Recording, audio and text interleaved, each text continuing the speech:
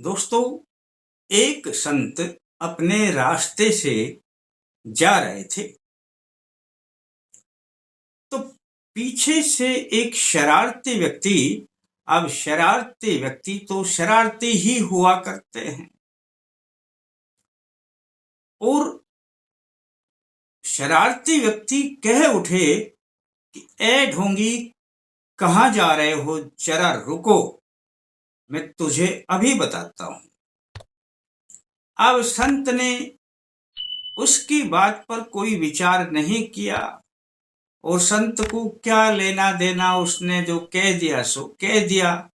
वे एक कान से सुना और दूसरे से निकाल दिया। संत अपने मार्ग पर चलते रहे। अब तो शरारती व्यक्ति को और गुस्सा आया। वे जल्दी जल्दी आगे बढ़े और संत को एक थप्पड़ लगा दिया। फिर क्या था, संत ने उस व्यक्ति का हाथ पकड़ा और हाथ पकड़ करके अपने दूसरे हाथ से सहलाने लगे और कहने लगे, मित्र, कहीं आपको लगी तो नहीं, कहीं आपके हाथ को चोट तो नहीं आई। ये क्या कह दिया। अब शरारती व्यक्ति को इस बात की उम्मीद ही नहीं थी कि संत ऐसा बोल देंगे। संत तो चाहते थे किसी भी बात पर झगड़ा करना, पर ऐसा तो नहीं हुआ। इतना बोलते ही अब ये जो शब्द थे, ये शब्द उस शरारती व्यक्ति को रह रहकर दिल पर चोट पहुंचाने लगे। शरारती व्यक्ति कुछ बोल नहीं पा रहा था। अब वह बोले तो क्या बोले। और अब वह व्यक्ति उनके चरणों पर गिर पड़ा, बार बार दंडवत प्रणाम कर माफी मांगने लगा। संत ने उसे उठाया, गले से लगाया और कहा, सदा खुश रहो, अपने जीवन में तरक्की करें। संत कहकर के चले गए, परंतु व्यक्ति का जीवन ही बदल गया। वह व्यक्ति जो शरारत करता था, आज के बाद उसने शरारत करना ही छोड़ दिया। परंतु दोस्तों, वह संत थे। अगर आम इंसान के जीवन में ऐसा घटित हो कि अनायास कोई किसी को अभद्र बोल करके थप्पड़ मार दे, तब क्या हो। यदि व्यक्ति उससे अधिक बलवान है, एक ही मिनट में उसे मजा चखा देगा। यदि व्यक्ति उसके बराबर का है तो झगड़ा हाथापाई, वह भी पिटेगा और वह भी पिटेगा। और यदि पिटने वाला व्यक्ति कमजोर है तो मन मसोस कर रह जाएगा और मन में प्रतिशोध की भावना लेकर के सदा चलता रहेगा। एक ना एक दिन इस व्यक्ति को मैं जरूर देखूंगा। जीवन में यही तीन बातें अक्सर हुआ करती हैं। दोस्तों, मैं ये सब बात क्यों बता रहा हूं। मैं आज एक ऐसा ही लेख पढ़ रहा था जिसमें कबीर जी का दोहा मेरे सामने आ गया। और कबीर जी का यह दोहा, दोस्तों, यदि आप इस दोहे का प्रयोग करते हैं, रोजाना बोलते हैं, तो दोस्तों अब इन सब झंझटों से आपको मुक्ति मिलेगी। वे जो तीन प्रकार की अवस्थाएं पैदा हुई थी, वे तीनों शत्रु भाव को जन्म देती हैं। जिस व्यक्ति ने किसी को थप्पड़ लगाया, व्यक्ति बलवान है, बराबर का है, कमजोर है, अब तीनों ही अवस्था में दोनों में शत्रुता तो बनेगी ही बनेगी। क्योंकि थप्पड़ भी चाहे कोई भूल जाए, लेकिन जो कटु वचन बोले गए, अब ये कटु वचन किसी को बर्दाश्त नहीं होते। आप भी स्मरण करें, 20 साल पहले भी किसी ने आपके प्रति कटु वचन कहे तो आज भी आपके मन मस्तिष्क पर वो अंकित होंगे और उन्हीं कटु वचनों के पीछे आपकी आज तक उससे शत्रुता चल रही है। दोस्तों, आज मैं यही एक छोटा सा उपाय बताऊंगा। यदि आप इससे बच जाएंगे तो जीवन में कोई शत्रु बनेगा ही नहीं और हैं तब भी खत्म हो जाएंगे।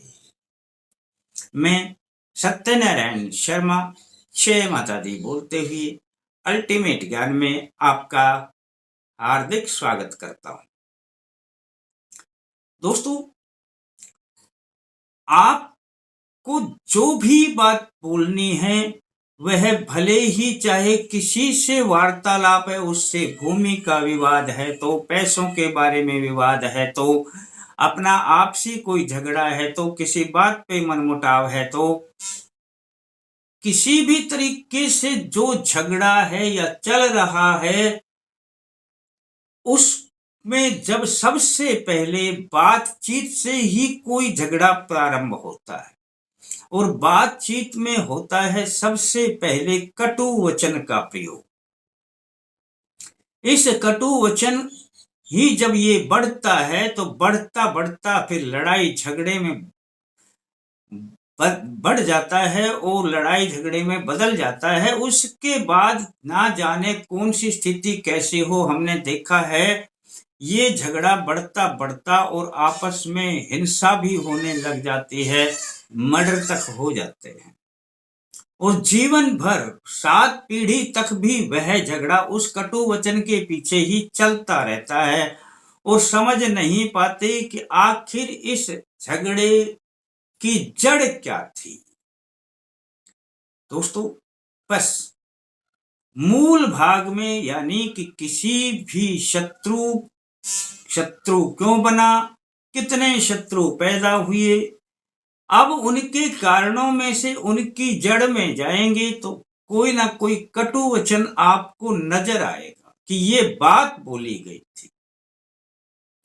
अब चाहे बन गए हों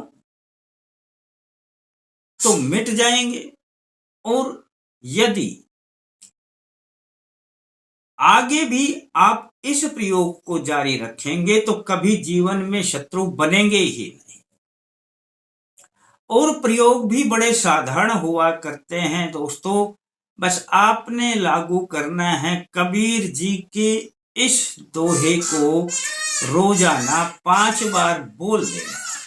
जब सुबह सुबह इस दोहे को बोलेंगे तो ये विचार भी आप में रोजाना पैदा होने लग जाएंगे।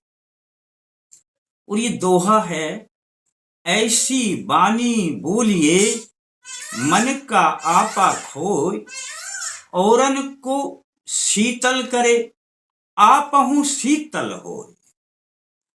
अब इसमें अपने मन का जो आपा है उसे खो करके और ऐसी बानी बोलनी है जो दूसरों को भी शीतल करे। अब जो बानी दूसरों को शीतल करेगी वह स्वयं को भी शीतल करेगी ही करेगी। दोस्तों, जीवन में कभी कोई शत्रु बनेगा नहीं, वाणी से ही तो सब पैदा होता है। अब जो शत्रु बन चुके हैं, अब शत्रु के प्रति आप चाहे कुछ भी भाव अपने मन में रखिए, कोई नहीं फर्क पड़ता, आपका अपना काम है। लेकिन किसी के सामने उसके प्रति कटु वचन ना बोलना, क्योंकि उसके प्रति बोले गए कटु वचन उस तक फिर पहुंच जाएंगे।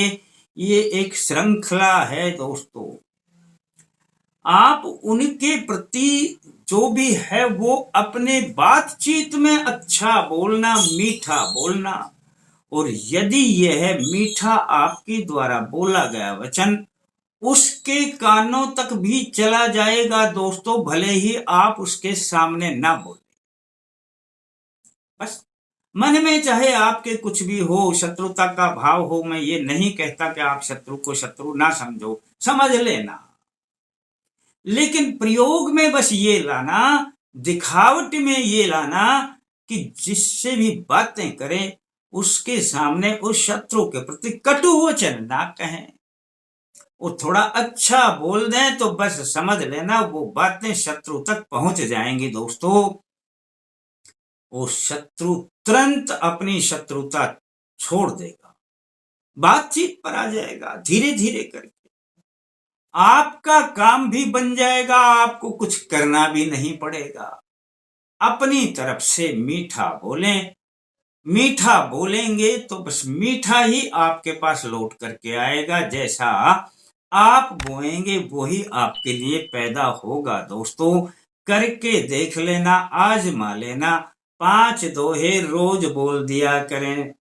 बस दोस्तों, अगर ये बोलने लग गए तो यही विचार आपके मन में ही पैदा होने लग जाएंगे, बदल जाएगा आपका जीवन, ना रहेंगे कोई भी शत्रु। भाई अच्छा लगता है तो किसी और को भी बता देना, और अच्छा लगे तो लाइक कर देना। शेष फिर मिलते हैं दोस्तों नए अंक के साथ, तब तक के लिए जय माता दी।